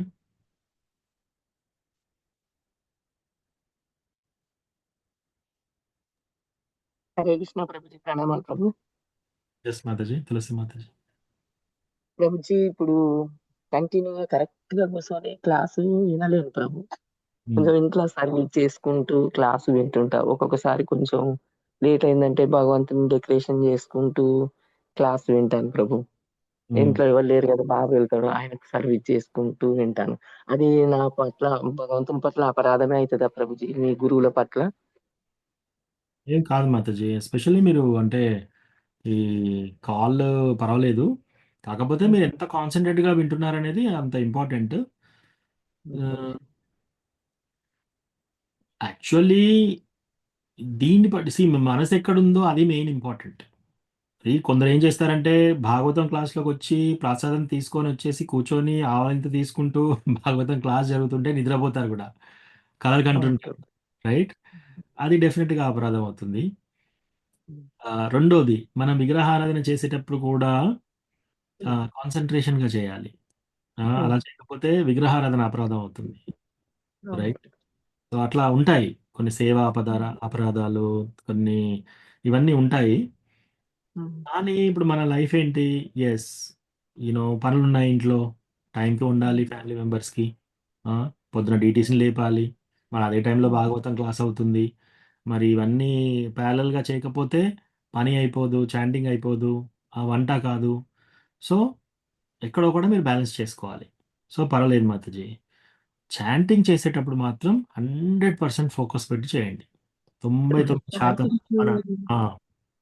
బ్యాంకింగ్ కొంచెం ప్రాబ్లం రాదు ప్రభు. ఎందుకంటే 2:30కి అట్లా లేస్తా ప్రభుజీ నేను. హరి బోల్. 2:30కి లేస్తే ఫస్ట్ ఇంకా ఏం చెయ్యను నేను. కాళ్ళు చేతులు మొహం కడిగేసుకొని ఫస్ట్ చాంటింగ్ చేస్తాను. ఒక 5, 6 మాలలు కరెక్ట్‌గా. చేసిన తర్వాత పని స్టార్ట్ చేసుకుంటాను. కరెక్ట్ మంగళారతి చేసుకొని, డ్యూటీస్ సర్వీస్ చేసుకొని, అలా అలంకరణ చేసి కొంచెం టిఫిన్ పెట్టి ఇక పక్కకొచ్చేస్తా ప్రభు. వచ్చే వరకు నాకు మన క్లాస్ టైం అయితది. హ్మ్. ఈ క్లాస్ వింటూ బాబుకు బాక్స్ చేయటానికి కొంచెం నాకు రెడీ చేయడానికి ప్రాబ్లమ్ అయితది ఒక్కొక్క రోజు. నో క్లాస్ వింటూ ప్రసాదం తయారు చేయాల్సొస్తది. Lunch box. No problem. అప్పుడు కొంచెం నాకు ఇబ్బంది అనిపిస్తా ఉంటది ప్రభు. అయ్యో! నేను క్లాస్ మీద పూర్తిగా మనసు పెట్టలేకపోతున్నా. ఒక్కొక్క మాట మిస్ అయితది కదా ప్రభుజీ నాకు. మీరు చెప్పేది ఒకటి కాకపోతే ఒకటైనా కొంచెం అటు అది తీయటం, ఇది తీయటం మూలాన ఏదో ఒకటి కొంచెమన్నా మిస్ అయినట్టు అయితది. అది నాకు కొంచెం పెద్దగా ఇబ్బంది అనిపిస్తాను ప్రభు. దీని వలన కూడా నేను క్లాస్ వినలేక అపరాధం పడుతున్నానో ఏమో. భగవంతుడు దయ వల్ల ప్రభుజీ ఏ రోజు ఫీవర్ రాదు, ఏది రాదు, సర్వీస్ కి ఏ ఆటంకం జరగనియదు. కానీ ఈ క్లాస్ కాడికి వచ్చేసరికి ఒక్కొక్క రోజు ఒక కొద్దిగా మిస్ అవుతుంటది ప్రభు. అది నాకు ఏం చాలా కాదు బాధగా ఉంది. ఏం కాదు. ఒకవేళ ఈ టైంలో మీరు బాక్స్ రెడీ చేయాలి కాబట్టి పార్లర్గా చేసుకోవచ్చు, తప్పేం లేదు. మీరు ఎక్కడైనా వేరే టైంలో టెంపుల్కి వచ్చినప్పుడు ఏదైనా కథ నడిచేటప్పుడు మీరు కూర్చున్నప్పుడు చాలా సీరియస్గా వింటారు కదా. అవునవును, ఆ, అక్కడ ఏం ప్రాబ్లం ఉండదు. అక్కడేం ప్రాబ్లం లేదు. సో మనము ఎక్కడో కాడ వింటున్నాం, పర్వాలేదు. సో ఇదేం అపరాధం కాదు మాతాజీ. మీరేంటి ఫ్యామిలీ రెస్పాన్సిబిలిటీ కూడా చూస్తున్నారు. చాలాసార్లు నేను డ్రైవింగ్ చేసి ఆఫీస్కి వెళ్ళేటప్పుడు నేను డ్రైవ్ చేస్తూ లెక్చర్ పెట్టుకుంటాను. లెక్చర్ పెట్టుకొని మనసంతా లెక్చర్ మీదనే ఉంటుంది. కాకపోతే డ్రైవింగ్ చూస్తూ చూస్తూ వెళ్ళిపోవచ్చు. సో అట్లా తర్వాత మళ్ళీ ఎప్పుడైనా బ్రేక్ టైం దొరికినప్పుడు మళ్ళీ లెక్చర్ వింటాను. సో అట్లా వినొచ్చు, మనం నడుచుకుంటూ లెక్చర్ వినొచ్చు, ఇవన్నీ వినొచ్చు. కానీ మన మనసు ఎక్కడ ఉంది? లెక్చర్ పైన ఉంది. సో ఆల్రెడీ మనం పార్టిసిపేట్ చేస్తున్నాం ఆల్రెడీ. కానీ అక్కడక్కడ మిస్ అవుతున్నా అంటున్నారు కదా. అవును అట్లా ప్రభు. మీరు ఫోకస్ పెట్టుకోండి. ఫోకస్ పెట్టుకొని మీరు వంట ఇన్ని సంవత్సరాల నుంచి చేస్తున్నారు కాబట్టి మీరు అంత ఫోకస్ లేకున్నా కూడా మీరు వంట చేసేయగలుగుతారు. ఆల్రెడీ మీరు మనసంతా లెక్చర్ పైన పెట్టేసుకుంటే తప్పేం లేదు. ఇట్స్ ఓకే మాతాజీ, ఏం కాదు. అది అపరాధం కిందికి ఏం కాదు. థ్యాంక్ యూ ప్రభు. ఇది నాకు ఊరికే మదన అవుతుంది. ఈ మధ్యలో కొంచెం బాబు ఆరోగ్యం బాగాలేక ఆయన కోసం ఎక్కువ టైం కేటాయించడం అవుతుంది. ఈవినింగ్ కూడా నేను కొంచెం ఒక 5-6 మాలలు చేసేదాన్ని. అవి మిస్ అవుతున్నాయి. 1, 2, 3 చేయగలుగుతున్నా. ఈవినింగ్ హారతి అయిపోయిన తర్వాత కూర్చొని కనీసం ఒక 6-7 మాలలైనా చేసుకునేదాన్ని. అంటే మన 16 మాలలు కాక ఎక్స్ట్రా. అది కొంచెం నాకు మిస్ అవుతున్నాయి. నేను భక్తిలోకి వెనక్కి వెళ్ళిపోతున్నా. రోజు రోజుకు ముందు పోవాలి, ఏజ్ దగ్గర పడుతుంది అని అనుకున్న కొద్దీ నాకు ఇవి ఎందుకు ఇలా జరుగుతుంది కృష్ణ అనేది ఏదో ఒక అపరాధం జరుగుతుంది, అందువలన నేను ఇలా అవుతుందేమో నాకు అని ఇది ఒకటి మదన అయిపోతుంది ప్రభుజీ. లేదు మాతాజీ, ఈ విషయంలో ఏమీ లేదు, అపరాధం ఏమీ లేదు. మనము ఎప్పుడైనా ఒక క్లాస్లో వచ్చి కూర్చొని విందామని మనస్ఫూర్తిగా కూర్చొని లెక్చర్ నడుస్తుంది, అక్కడే ఉన్నాం మనం, కానీ మన మనసు ఏదో గురించి ఆలోచిస్తుంది. అప్పుడు కొంచెం మనం ఆలోచించుకోవాలి. మన మనసు స్థితంగా లేదు. ఆ, కాబట్టి అప్పుడు ఏమైనా టెన్షన్ పడాలి. కానీ ఇప్పుడు మీరు చేసే సిచ్యువేషన్లో పర్లేదు మాతాజీ, 100% ఓకే. థ్యాంక్ యూ ప్రభు. హరే కృష్ణ. హరే కృష్ణ.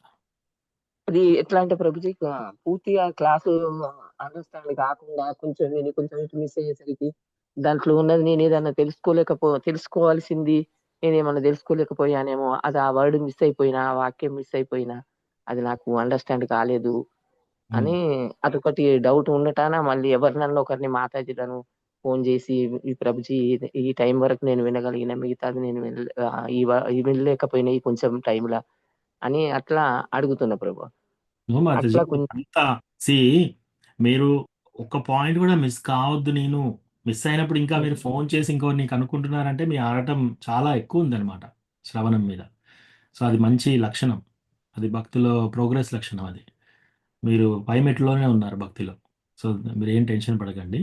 ఓసారి ఏమవుతుందంటే మనం పూర్తిగా మన ఫోన్ మన దగ్గరే ఉంటుంది, మనం అక్కడ కూర్చొని ఉంటాం, ఇంకేమీ లేదు, క్లాస్ నడుస్తుంది, మనకే బోర్ కొట్టి ఇంకేమైనా పని చేయాలనుకుంటున్నాం. అది అప్పుడు మనకు కొంచెం ప్రాబ్లం ఉంది అని మనం రెక్టిఫై చేసుకోవాలి. అంతేగాని మీకు ఇంకా ఏదైనా మిస్ అవుతానేమో అది తెలుసుకుందామని మరీ ఫోన్ చేసి మీరు తెలుసుకుంటున్నారంటే ఇంకా అది కరెక్ట్గానే ఉన్నారండి. కృష్ణ కథ ఎప్పుడు బోరు రాదు ప్రభుజీ. ఎవరు చెప్పినా అది బోరు రాదు మనకు. కానీ అట్లా మదన పడుతుంది ప్రభుజీ. అదే రోజుల నుంచి ఇదే డౌట్ నాకు మధ్యలో ఉంటుంది. ఈ మధ్యలో మిస్ అవుతున్నా. ఈవినింగ్ ప్రభుజీ మన షడ్భుజ గౌరంగ ప్రభు మంగళవారం క్లాస్ ఇస్తున్నారు. మధ్యలో ఒక్కొక్కసారి ఇస్తున్నారు. అది కూడా నాకు జ్ఞాపకం లేకపోతుంది. పాపం మాతాజీలు అందరూ నా మీద ఎంత దయ చూపుతారు ప్రభుజీ. ఎవరో ఒకరు ఫోన్ చేసి అమ్మ క్లాస్ వస్తుంది ప్రభుజీది అని చెప్తారు.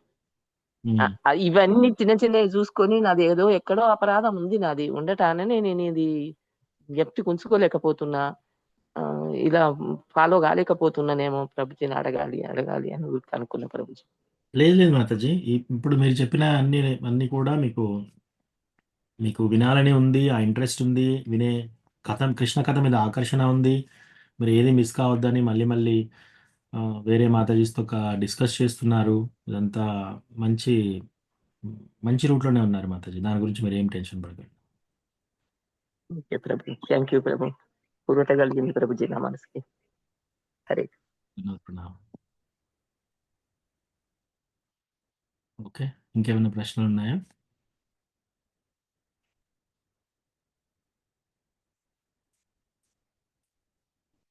ఓకే. అయితే ఇక్కడ ఆపుదాము.